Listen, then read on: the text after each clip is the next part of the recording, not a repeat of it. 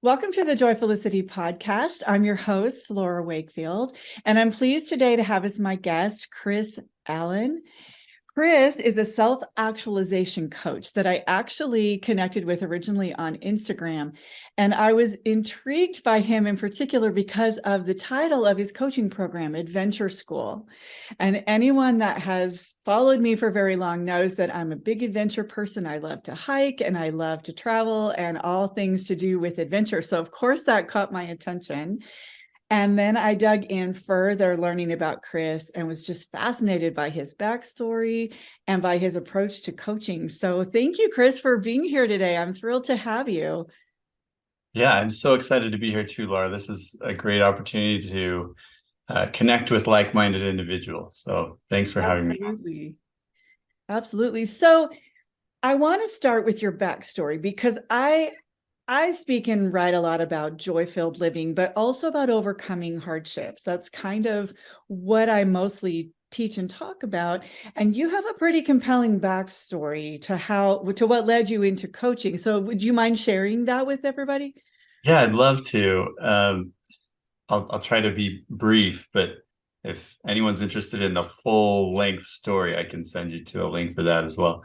But essentially, I grew up a pretty normal life. I grew up in Utah, and adventure is kind of part of the culture here. So I grew up in the mountains, biking and hiking and climbing and all those fun things, whitewater kayaking, and that was a part of who I was. And as I grew up and I went off to college and got married and started a family, those things kind of get put on the back burner a little bit, but it was always there as part of my identity.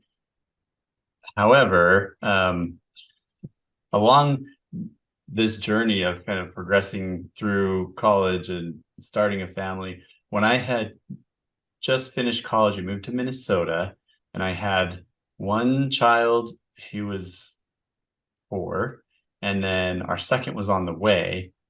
I got really sick, and that's pretty normal. You know, we all get sick, but I wasn't getting any better. And this went on for several months, and my symptoms kept progressing and becoming kind of debilitating. And over a few more months, I started to go to the doctor, and I was working at the Mayo Clinic at the time. And so I had access to like the world's best doctors. Yeah, that's convenient. Yeah, right. And I was on the employee insurance. So it wasn't, it's just, yeah, let's go see all the world's Sure. specialists here and get all this figured out. But specialist after specialist that I saw, no one was able to figure me out. And I'll explain a little bit more about what my illness looked like. But it started as strep throat. And as it progressed, that went away pretty easily. But I started to develop all kinds of fatigue and debilitating chronic pain, uh, neurological issues. I developed a tremor and like brain fog, dizziness. I had an intermittent fever, sore throat, swollen lymph nodes, pretty much any symptom you can name, I had it. Uh, into like nausea, those sorts of things. And it got so bad that I wasn't able to work anymore. So they took me off work, put me on disability, and my days at that point really just consisted of moving from the bed in the morning to the couch and laying on the couch all day, trying to take care of or at least help entertain my 2 kids. My second child was born at that point. So I had a newborn infant and a 2 or 3 year old. And my wife, through all this, was trying to figure out what to do as far as providing for us. What did she need? She was planning to go back to law school, some of these things. Well, and this Uh, was unexpected at your age. You don't expect to have a debilitating disease in your, I'm assuming, early 20s, you know. yeah, yeah, I was 25 Yeah. and I was really healthy. I was very active. And like I said before, this was part of my identity to go out and do, like, even in Minnesota, I was mountain biking and trail running and spending a lot of time outdoors. But I got sick and I couldn't do anything. And um, nobody knew why. And I remember at one of my lowest points, I was sitting on the back porch and a neighbor who he was probably about 70 years old, and he was being treated for lung cancer at the time. So not in great health, but he was mowing my lawn for me. Oh, goodness. And I remember thinking to You're thinking, myself, how did it come to this?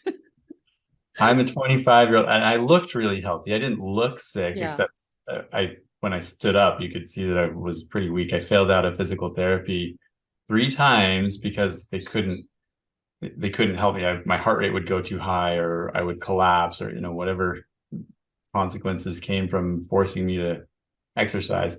But yeah, I was sitting there watching my neighbor mow my lawn, and I remember just thinking, and I wasn't ever suicidal or anything, but just having the thought that life would be so much better for all these people if I weren't here right now. Like I'm just a big burden to everybody.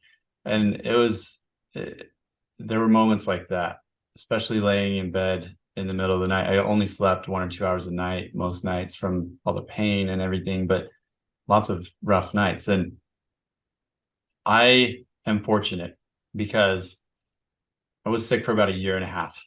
It took Oh my about goodness. 18 months. And finally, through what I consider miraculous events, I was able to find a treatment and find a diagnosis. So we know kind of what's wrong. We don't know how I got sick or what caused it, but we know that my pituitary gland stopped working. Wow. And Mayo had essentially given up on me. They had said, you've got chronic fatigue syndrome, fibromyalgia, learn to live with it. There's nothing we can do to help you. Learn to live with it. It's nothing we can do. Oh, that must have felt so discouraging for you because if you have an answer, then there's something you can do about it. But just the endless not knowing, you probably even wondered sometimes, is this all in my head? Am I All imagining this?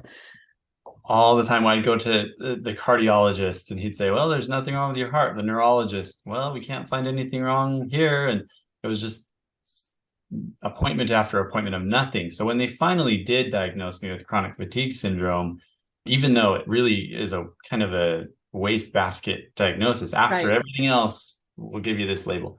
It was a label, and I was happy to have some identity to it. Anything. Yeah.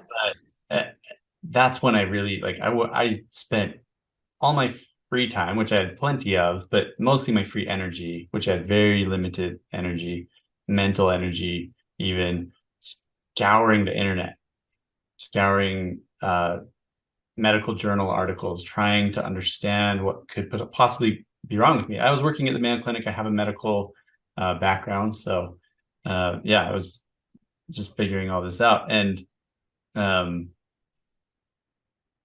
like I said, miraculously, another doctor that doesn't work at Mayo contacted me, and he wanted to help me as a family friend. And so I connected with him, and he sent me back to Mayo to meet with a special endocrinologist, and we were able to figure it out and That's wonderful. get That's treated. amazing.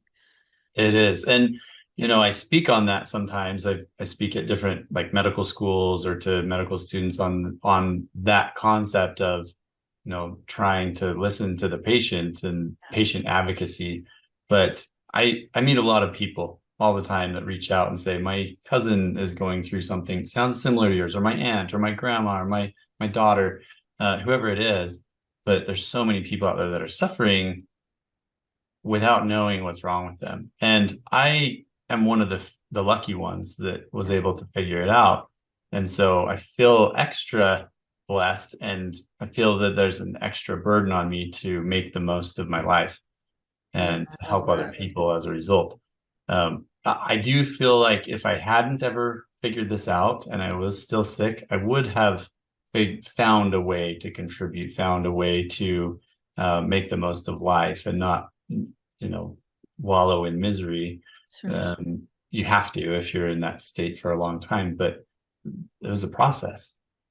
And I think that's part of what my goal is now, is to help people along that process, that journey to figure out how to find joy in life, even when things aren't ideal. So Exactly, because sometimes it's chronic disease, but sometimes it's just life has, I always say sometimes life just kicks you in the face in various ways. It can be disease, it can be divorce, it can be loss of some kind, job struggles, all kinds of things. But it does seem like part of the purpose and process of life seems to be to have to kind of go through your trials and your defining moments to discover those things. And I really feel, I don't claim to understand the whole inner workings of the purpose of life, but I feel like this must be important for us because it seems universal. Yeah, for certain, we all are going to face struggles and trials. I like to believe that we don't have to go through crucibles to change, although they are great catalysts for that. Yeah. And oftentimes, regardless of whether we change or not, we're going to experience them. But the goal of every day, in my perspective, should be how do we learn? How do we grow? How do we contribute? And I like to help people find those opportunities, even on small trials, life-changing events, loss of a loved one, loss of a job, loss of a relationship. Those things certainly trigger introspection and force us into that mode. But we can dig into that without those. And right. You don't have to be going through devastation to learn lessons. To find that joy in life, you don't have to go through all the pain. It's certainly going to magnify what you feel, because I feel like the lower of a low you felt, the higher of a high you can feel. And so if you've been at the bottom of the bottom, then when you do turn the corner and you come to the top, you realize how amazing it is. Right now in Utah, we've been buried under snow, and I had 3 feet of snow in my yard last week. And today I have family out there and they've been sending me pictures of all the snow. My grandson that's practically buried in the snow. Yep. Spring is finally here. I've got flowers in my yard. It's 70 degrees and it feels so amazing because of the difference, right? The comparison, the contrast between the two. And so I feel the same is the joy in our lives. If you do experience those horrific experiences, you can feel incredible joy even in the small areas of life, but you don't have to go to those lows to feel joy all the time. And one of the ways, and we'll get into this more, but one of the ways that I really feel helps people to tap into this is by challenging themselves with some sort of adventure outdoors, connecting to nature, getting away from the noise of the world and into your own head, really. I absolutely agree with you. There's something about you're facing a challenge, maybe something that is just out of your comfort zone. And when you do that, it just is very empowering experience. It is so empowering. And the science supports that too. The science shows as we take on some amount of adventure, and that looks different for everybody. For me, that may be climbing to the top of a big mountain by myself, whatever it is. Or for somebody else, that may be going on a walk in a local nature park and getting out. That may be enough of a change from the normal routine that it's going to allow that access to tap into your own self-reflective state. But and that's the beauty of it. Anybody at whatever level can escape the noise of the world and get into nature and experience some sort of adventure or novel experience. Absolutely. There's something very grounding, I think, about nature, especially for me, water, but the woods as well. I'm a big hiker. So it's just when you stay inside your house all the time, I don't know. There's just something very earthy and grounding about getting out that just reminds you that a lot of the problems that we worry about every day don't matter that much, that life kind of continues to go on living in spite of all the details that we humans kind of impose on it. You get out in nature and you see all this life around you that isn't beset with all of that. And it's just a good reminder for me. Yeah. And it is something that we have to consciously approach. Yes. Sometimes I take my kids out. I have 4 kids, and you can maybe see their picture back here. Oh. They're so I have a 17-year-old, a 14-year-old, a 9-year-old, and an 8-year-old. And so this age range, the teenagers especially, they're into their screens and their music, and I'll take them out on a hike or go rock climbing or something, and I don't see that same connection from them because they're not seeking it. They're not actively looking for it. They're tuned into their earbuds or the text from their friend or something like that. So if you want to approach that, you really consciously have to try to disconnect with the world that we live in, the busy 9 to 5 and all that, and get into nature in a mindful state to where you can really hear your own thoughts. Well, and I think that you're still, what I've learned, so I have 9 children. I don't know if you realized that, but my youngest ones are the age of your oldest ones, but I also have kids in their 30s now, and you're having more impact than you may realize. Like teenagers kind of have a lot of attitude shell that they put around them a little bit, but what has surprised me is events where I thought nobody was having fun and everyone was complaining and all of that, but years later they'll say that was the best day and I loved it. And it has more impact, I think, sometimes than you realize in the moment.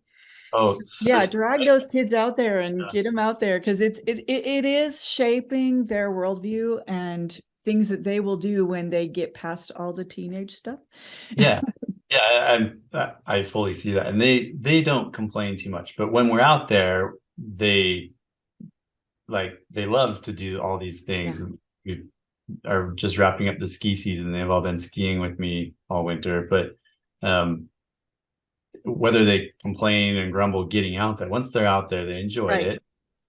But what I'm trying to instill is, like you said, that building that kind of connection to these sorts of activities, because later in life, I know from my own personal experiences that when life gets hard, they're going to turn to that as a respite, as a place to seek refuge from all their struggles, and it will heal them. I believe that. So yeah, I would imagine with coaching clients also that there's some of those things to overcome. Maybe older coaching clients aren't obsessed with their phones, although some of us are, but they have other limiting beliefs that are maybe holding them back from trying those adventures in the first place. How do you help somebody or suggest somebody to kind of get past all the reasons they haven't been doing adventures so far? Maybe they're scared, they don't think they're up to it, they don't have time, all that stuff. Talk to me about that.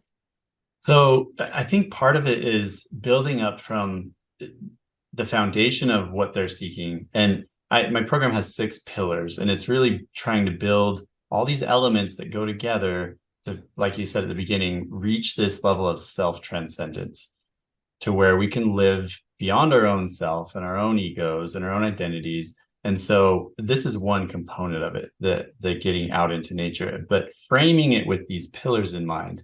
And the pillars go through having the right mindset, a growth mindset oriented towards improvement and self-growth, and then gratitude and curiosity are a big part of that.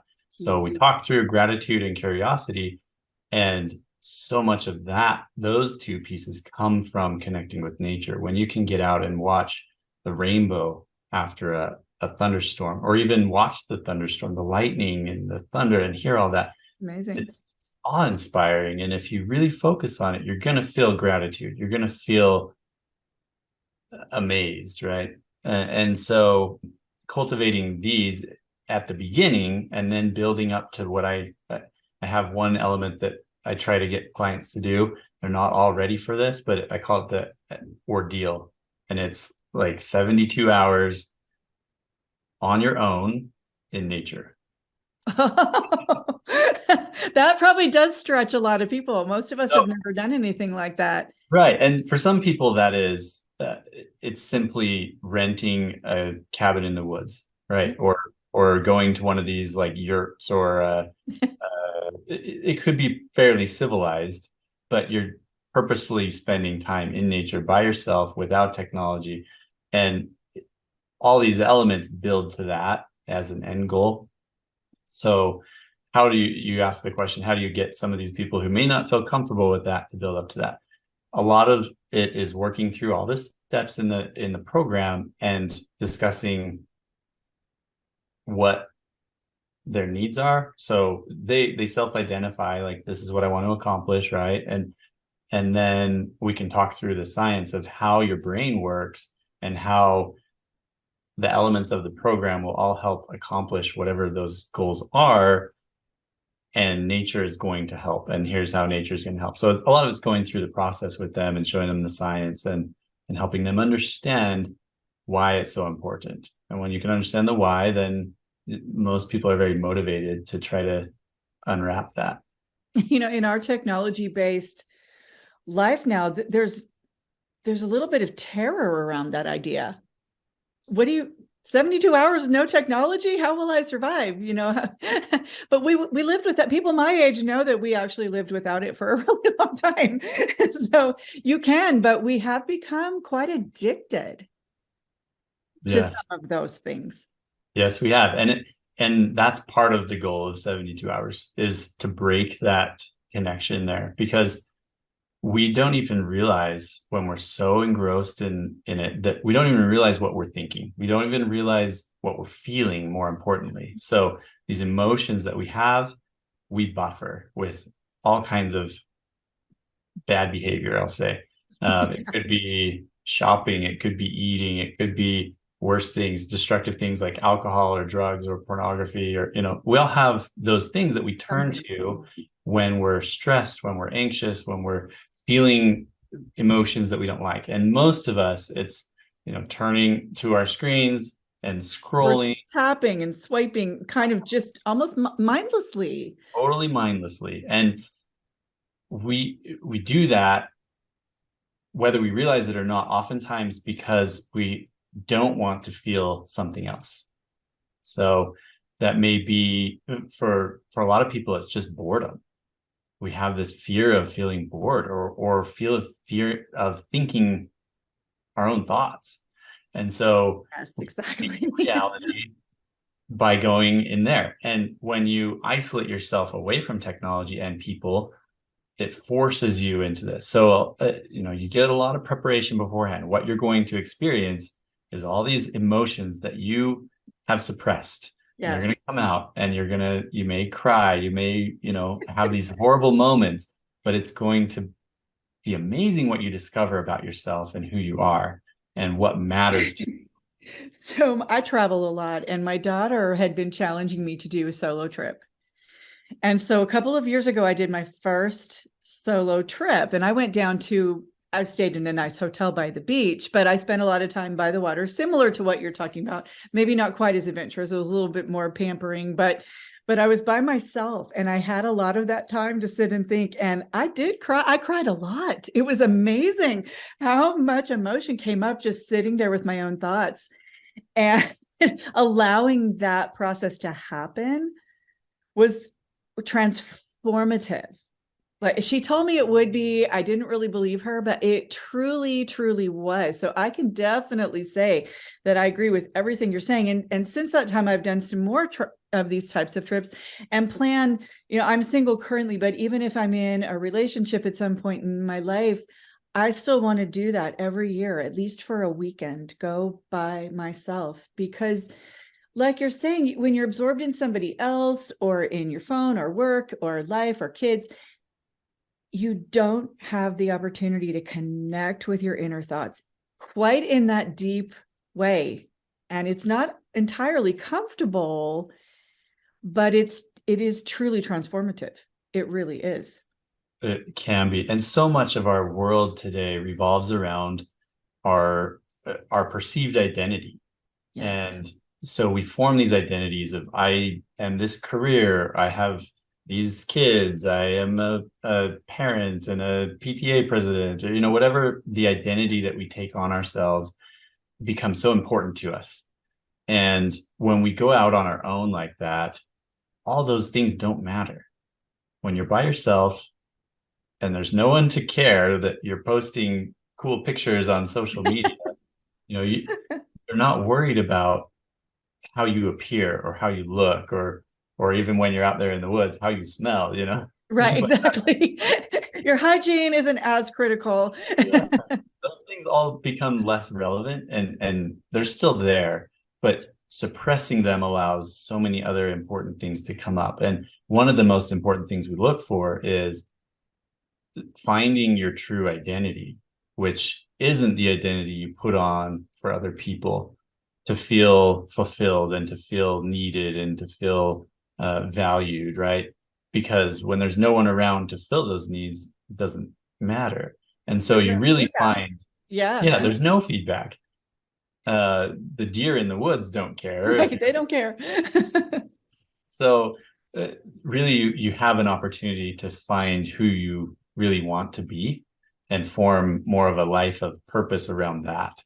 And a lot of people, I frame it around building a legacy, building a life that is a legacy for others, because that is a good, and when we think of legacy, oftentimes we think of like owning a business or a lot of money. And, that's not what I'm getting at here. It's forming a life that matters to other people, a life that is significant beyond yourself. And it's even further than just like, yeah, I care about other people and I give back to the community. A lot of times we do that out of a place of ego. And we do it because it's part of our identity. But when we really reach that higher level, just becomes part of our purpose in everyday living.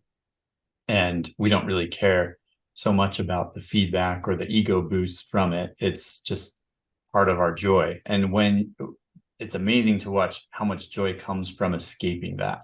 And life just becomes such a blissful state when you don't have to weigh yourself down with those burdens. Yes, it just feels like a weight comes off of you. And what do you say to, so you go and you have this transformative 72 hours, but then you have to go back to real life at some point in time. How do you take that with you? Like you've discovered, hey, maybe this aspect of my life isn't really where I want it to be. I'd much rather be focusing on this value system here. But that's not always easy when you've gotten really out of sorts in your daily life. So how do you take your transformation and take it back to your real life with you? Yeah, that's a great question. And like I said at the beginning, we can find satisfaction, fulfillment, purpose, joy, all these things in whatever life state we're in. I mean, I think about Viktor Frankl or Nelson Mandela all the time in these instances. Both of them went through horrific things, imprisonment and hard times, but they were able to maintain that positive outlook and find joy. And we see that in their writings. But for us, after you go through this transformation, you're going to view life differently. And the program that I have helps guide people after that. You have like a daily practice where you maintain those feelings of gratitude and awe, and you work to build a daily purpose. And sometimes we have to find our life's purpose, and it's this one big grand thing. And I don't view it that way at all. And once we find it, we're done. Yeah, right. Right. I don't view it that way at all. I think every moment we need to find purpose in, whether we're working at a job we hate or our relationship is falling apart. You can still, once you've escaped your own kind of ego, you can look at these situations and say, what's the purpose here? How do I give back from a place of abundance and gratitude? And if you can approach life every moment mindfully in that state, which is not easy. I'm not saying that we're all going to just come back as saints and do this all the time. 72 hours, problems all solved. We're done. Yeah. Yeah. So, but seeing that it's possible opens a new world. And then you can start to build on that muscle. And it really takes a lot of practice. But when you do, it's so much more rewarding than doing it for yourself, for your own good, but looking at it through the lens of how a compassionate lens. How can I bring a better world about today in this moment? So, talking to you today for this podcast, that's the mindset I'm trying to maintain, is how can I bless and help the audience that's going to listen to this at some point, and maybe open a door for them to find this. I think that's so interesting you say that, because sometimes we get very disconnected, as we've talked about, with our true self and what we want. And we actually don't even feel like we have the right to worry about that, because we sometimes think that that's really selfish to do that. But actually, I've come to discover in recent years, as the closer I can get to that true inner value system of mine, the more genuine, authentic love and light and help and service that I have to offer. Because when I'm all caught up in things and I'm not grounded myself, I don't have much to give. I really don't. So I really am always trying to preach that it's not selfish to work on yourself and to pursue a life of joy for yourself, because that is going to emanate out of you to the world around you and the people around you. So true.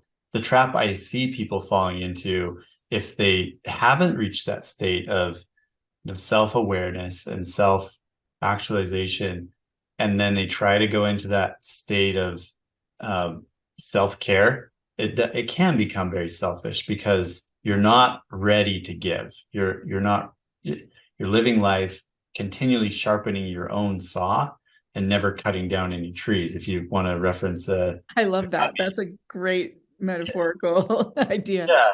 So the goal there, self-care for me, is sharpening my saw so that I can go do good, right? Not so. Yesterday I went on a run, beautiful spring day, all by myself, and some people, take that to an extreme, and they're always out doing things like that by themselves. Got to take care of myself. This is self-care. I got to have a spa day. And some people are in a place where they need more of that than others. Yes. But for me, I have to do that every so often just to maintain that state, right? Sharpen the saw. But now, today's a good day that I don't need to go out and spend time by myself. I can spend my time with other people and building other people, my family, my kids, and all the other people that I'll interact with today. And then when I start to feel doled out a little bit, I'm kind of an introvert, and so I'll spend time alone. And it's not a 72-hour retreat, but it's maybe an hour, or a nature walk around the block if that's what I have time for. But just trying to connect with myself and understand what I'm feeling today, and then I can move back into that state of giving. Well, and you can really feel when that's coming on. When it's time to take that little break out. So I have another question for you, but before I ask that, tell everybody how they find you. Where can they connect with Chris Allen? Yeah, so I have a website. It's called myadventureschool.com. That's probably the easiest place. You can also connect with me on social media. Instagram's where I spend most of my time. And my handle there is Adventure School, but the L is a number 1. So it's Adventure School 1. And I'll put these links in the description too for the video. But definitely I would encourage people to go out and check out your website. He's got some great courses on there too. If you really want to challenge yourself to some hiking and things, he's got courses of tell everybody what your course. I know there's knot tying and yeah. So I've got a lot of content on there around different sorts of adventure activities: rock climbing, canyoneering, mountain biking, skiing, all these things. And then I have some courses based on skills you may need to develop to become proficient in that. So knot tying, learning how to navigate with the map, things like this. But so the website has been an evolution over years. And really, I started with just teaching people these outdoor skills. But then I connected this with, I've been coaching for, I think, about 8 years now. But I've connected it with the outdoor adventure part of it just recently, within the past year. And so the website still has all this information on it, and it's an evolution. It's all valuable content, so you can use it. But the main piece there, if you're looking for the coaching, is you'll find the coaching link there too. Well, and I think that somebody, once they try this, they might just discover that they're hooked and they want to push themselves to the greater challenge. And then they'll need to know how to do the knots and things to do that. So yeah, the courses looked amazing. I have a son who's well, I have several kids who are very into the outdoors. We used to live in Utah also, and near the Wasatch Front there. And one of my sons now lives in New Zealand, but he's very into hiking, outdooring. So he's going to love it. I'm going to send him your website to take a look at, because that's just right up his alley there. So my last question for you, I love that you, I forget, I want to read this correctly. Well, just that you're encouraging people to build a life of legacy. How can you, building your life of legacy, you're a father of 4. How do you see your journey and your efforts in building that life of legacy and joy?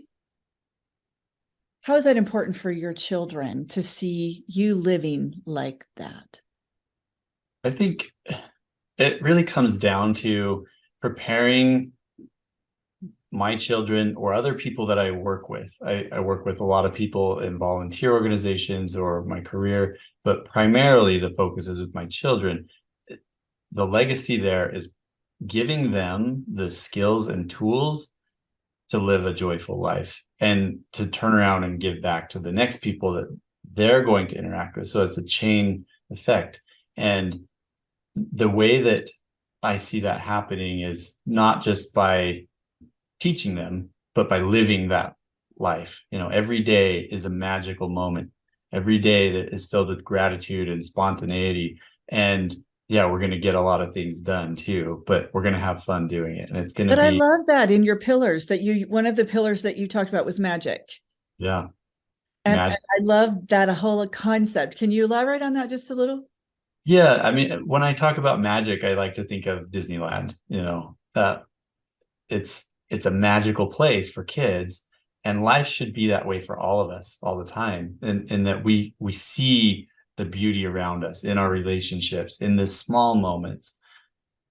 I have a son, my youngest son is 8, and he lives this way. He wears his heart on his sleeve, and everything is just amazing to him. He's so curious about the world around him. And there's some pictures of him on my Instagram feed if you, that talk about that. All my kids have their strengths, but this one for him stands out. And I've gathered all these pillars from role models throughout my life. I've read a lot of the scientific literature to put these together from a scientific frame of mind, but also from role models, autobiographies that I've read. But one person in particular is my grandfather, and he really embodied all of these pillars that I talk about. And Do you want to name the pillars? yeah, so let's see if I can remember them all off the top of my head. Hang on, I think I have them up right here. Starts with mindset, then meaning, and then we do mindset. We talked about that's building this empowered mindset, how to control your own thoughts, how to change beliefs that are limiting, but then also to be curious and grateful as a built-in part of your day. Yeah. Meaning really revolves around identifying your values and purpose and goals, and then living in integrity to those. That's a foundation to being able to reach a state where you know what you stand for every day and how to make good decisions. I consider that our map and compass and bearing, the meaning of our life. And I'm not saying we're going to discover the meaning of life, big capital letters. The meaning of my life, my value system. Yeah. Yes. And that's something that can change over time. So we work that into the model too. Ministry has to do with our relationships. Relationships are huge. We take time away in the program, but we also spend a lot of time looking deeply at relationships. Science right now shows us that you can't have a long, healthy life. Well, I should go back and rephrase that. So they've done studies on aging and quality of life towards the end of life. And people who have meaningful relationships are healthier. They live longer. They have fewer health problems. They're happier. And relationships are so important to all of us, and we take them for granted a lot of the time. Often the ones closest to us. Yes. So relationships is a big part of it. And then along with ministry is stewardship. And that is caring for not just the people, but everything around us, all the things, our bodies, our houses, nature, our communities. And then magic is building in a sense of self in terms of being able to show up spontaneously and joyfully for anyone around you and not being ashamed of who you are.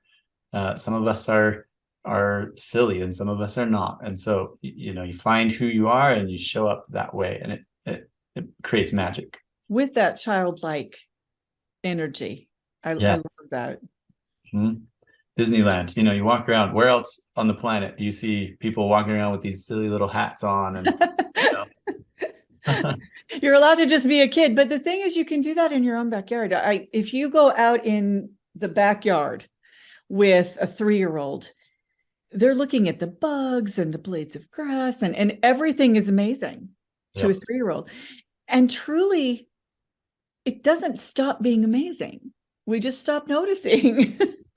And we start noticing that other people think we're weird if we're looking at the bugs. And right. What's wrong with them? Yeah, exactly. So that's magic, and traditions and things go into that. But the next one is memories, and that certainly builds on the rest of these, the magic. But memories is also about building in adventure and creation and learning into our lives. So maintaining that childlike desire of